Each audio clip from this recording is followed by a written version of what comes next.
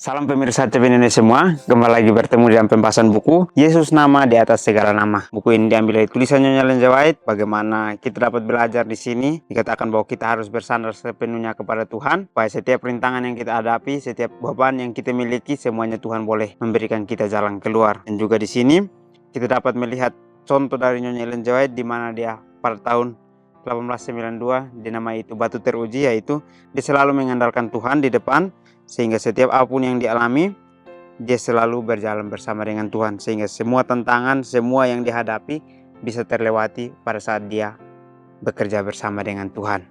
Bacaan kita kali ini judulnya adalah Kristus ada dalam penyebaran Injil. Ayat ini terambil dalam Yohanes 1 ayat 12. Tetapi semua orang yang menerimanya diberinya kuasa supaya menjadi anak-anak Tuhan, yaitu mereka yang percaya dalam namanya. Dari zaman Paulus sampai pada hari ini, Tuhan melalui Roh Kudus-Nya tetap memanggil orang-orang Yahudi maupun orang-orang kafir.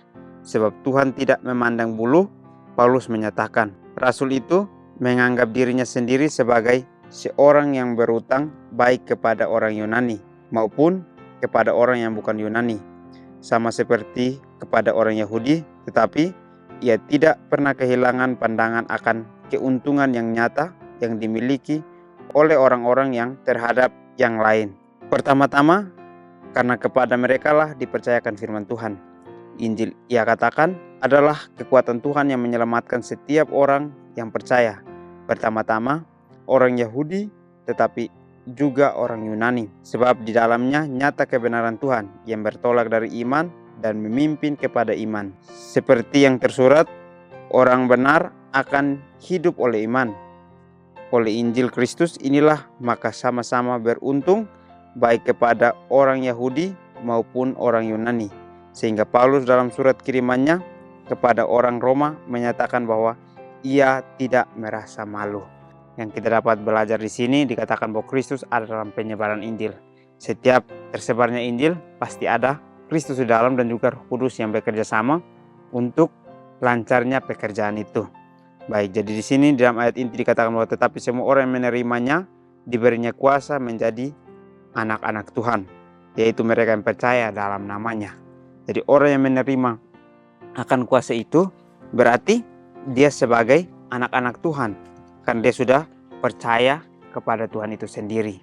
Jadi pelajaran kita memberikan kita pelajaran, dikatakan di sini bahwa dari zaman Paulus sampai hari ini Tuhan melalui Roh Kudus-Nya telah memanggil orang-orang Yahudi maupun orang-orang kafir. Jadi Tuhan memanggil kita semua sebagai orang yang mengetahui kebenaran dan juga orang yang tidak mengetahui kebenaran. Semuanya Tuhan berikan kita kesempatan untuk kita dapat belajar bagaimana kita harus mengikuti Tuhan. Di sini juga dikatakan bahwa sebab Tuhan tidak memandang bulu. Jadi yang Paulus katakan di sini dikatakan bahwa Tuhan tidak memandang bulu. Dia ingin untuk semuanya bisa selamat. Dia datang untuk menyelamatkan semua. Dia tidak pernah membedakan yang kaya yang miskin, yang terpandang maupun yang tidak terpandang. Semuanya Tuhan mengundang untuk bisa diselamatkan. Dan juga di sini dikatakan bahwa Paulus sendiri dia merasa berutang kepada orang Yunani maupun kepada orang yang bukan Yunani. Jadi artinya adalah pada saat dia menyebarkan Injil juga, dia merasa masih ada memiliki beban. Karena dia memiliki beban kepada orang yang Yunani dan juga orang yang bukan Yunani. Jadi dia harus melakukan tugasnya itu kepada semua orang. Seperti yang Tuhan contohkan di sini, dikatakan bahwa Tuhan tidak pernah memandang bulu. Pertama-tama karena kepada mereka lah dipercayakan firman Tuhan. Jadi orang Yunani dan orang Yahudi sama-sama dipercayakan akan firman Tuhan itu. Jadi mereka semua mengetahui akan kebenaran itu. Tetapi dikatakan bahwa dengan kebenaran yang mereka miliki, tidak semua mereka hidupkan dalam kehidupan mereka, karena mereka mencampurnya dengan adat istiadat, sehingga semuanya tidak berjalan sesuai dengan kebenaran yang Roh Kudus inginkan. Sebab di dalamnya nyata kebenaran Tuhan yang bertolak dari iman dan memimpin kepada iman.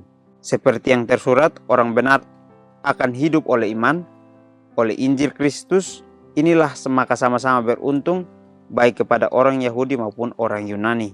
Sehingga Paulus dalam surat kirimannya kepada Roma menyatakan bahwa ia tidak merasa malu.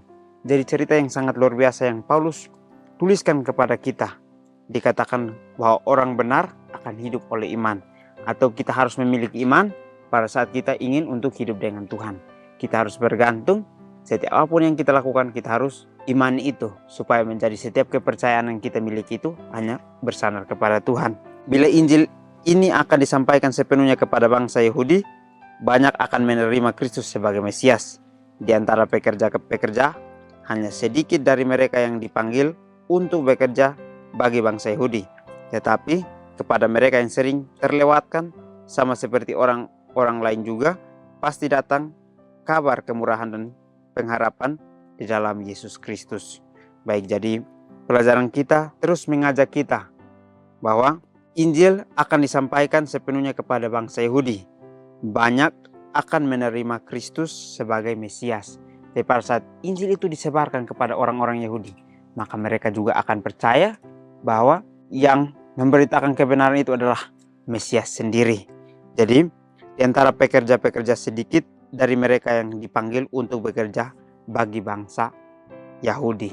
Yang artinya adalah pekerjaan sebenarnya dibutuhkan sangat luas, tetapi karena ketidaksiapan kita membuat kita untuk tidak dipanggil untuk bekerja mengabarkan Injil kepada bangsa Yahudi. Tetapi kita diajak bagaimana kita sungguh-sungguh, karena kita orang benar, kita orang yang Tuhan sudah mengirimkan kebenaran itu. Kita harus hidupkan itu sebagai satu iman untuk kehidupan kita, sehingga pekerjaan itu bisa berjalan dengan lancar. Tetapi di sini juga dikatakan bahwa sering terlewatkan, sama seperti orang lain juga. Pasti datang kabar kemurahan dan pengharapan di dalam Yesus Kristus. Jadi pengabaran Injil itu mungkin hanya terdengar begitu lewat saja, tetapi banyak yang bisa percaya, banyak yang bisa untuk mengikuti itu. Tetapi kita juga tidak bisa mengandalkan seperti itu saja, tetapi kita harus datang juga untuk mengabarkan Injil itu secara dekat, maupun orang yang tidak bisa kita lewat, orang yang tidak bisa mendengar secara langsung, mereka juga akan mendengar karena adanya Roh Kudus di dalam hati mereka masing-masing. Dalam penutupan pemberitaan Injil itu, bila pekabaran khusus telah dilakukan bagi golongan-golongan yang terlewatkan, sampai pada saat itu Tuhan mengharapkan juru kabar-kabarnya untuk mengambil perhatian khusus kepada umat Yahudi yang mereka temukan di seluruh muka bumi. Sementara tulisan-tulisan perjanjian lama disatu padukan dengan perjanjian baru, dan suatu penjelasan maksud Tuhan yang abadi akan jadi bagi kebanyakan orang Yahudi seperti suatu fajar ciptaan baru, suatu kebangkitan jiwa. Sementara mereka melihat Kristus ada di dalam penyebaran Injil, mereka melalui tulisan-tulisan perjanjian lama, dan merasa betapa jelasnya perjanjian baru menerangkan yang lama. Segala kesanggupan mereka yang tertidur akan dibangkitkan, dan mereka akan mengenal Kristus sebagai juru selamat dunia. Banyak yang oleh iman akan menerima Kristus sebagai penebus mereka. Kepada mereka akan digenapi perkataan, tetapi semua orang yang menerimanya diberinya kuasa supaya menjadi anak-anak Tuhan, yaitu mereka percaya dalam namanya. Yohanes 1 ayat 12. Apakah kesamaan saya dengan orang Yahudi yang dapat menjadi jembatan untuk berbagi kebenaran Alkitabiah tentang Yesus Sang Mesias dengan mereka?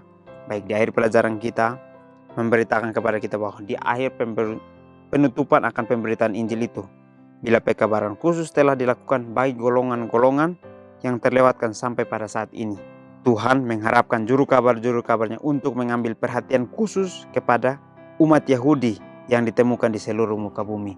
Atau kita diajak bahwa kitalah orang Yahudi yang sedang tersebar di muka bumi. Jadi bagaimana kita diselamatkan oleh Tuhan, maka kita harus mendengarkan akan pekabarannya, dan kita percaya kepada Tuhan bahwa Dia adalah Mesias yang kita imani selama ini. Sementara tulisan-tulisan perjanjian lama disatu padukan dengan perjanjian baru dalam suatu penjelasan maksud Tuhan. Sementara tulisan-tulisan perjanjian lama disatu padukan dengan perjanjian baru dalam suatu penjelasan maksud Tuhan yang abadi, ini akan menjadi kebanyakan orang Yahudi yang seperti suatu fajar ciptaan baru dan kebangkitan jiwa. Jadi pada saat mereka percaya, mereka menganggap itu sebagai suatu fajar ciptaan baru, dan juga ada kebangkitan jiwa karena mereka memiliki satu harapan untuk hidup dengan Tuhan di dalam Injilnya. Di sini juga dikatakan bahwa sementara mereka melihat Kristus adalah dalam penyebaran Injil itu melalui tulisan-tulisan perjanjian lama, dan merasa betapa jelasnya perjanjian baru menerangkan yang lama itu. segala kesanggupan mereka, yang tertidur akan dibangkitkan. Baik, jadi mungkin selama ini mereka percaya hanya perjanjian lama. Pada saat mereka menjalani akan tulisan-tulisan perjanjian lama itu, mereka mengetahui jelas bahwa perjanjian baru menerangkan tentang perjanjian lama juga. Dan dengan kesanggupan mereka itu, yang tertidur, yang mereka tidak percaya selama ini, kembali bangkit untuk mereka percaya kepada Tuhan.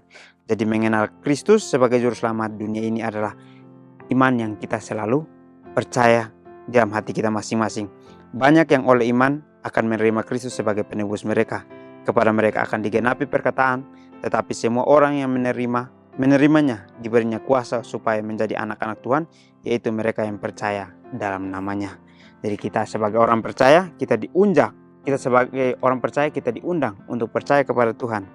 Dan kita imani itu supaya kita memiliki iman hanya kepada Tuhan. Karena kitalah yang dapat menerima kebenaran itu pada saat kita dipanggil untuk hidup bersama dengannya. Jadi mungkin ini saja pelajaran dapat saya bahas. Kiranya kita bertemu lagi di pertemuan selanjutnya. Kiranya Tuhan Yesus memberkati kita semua.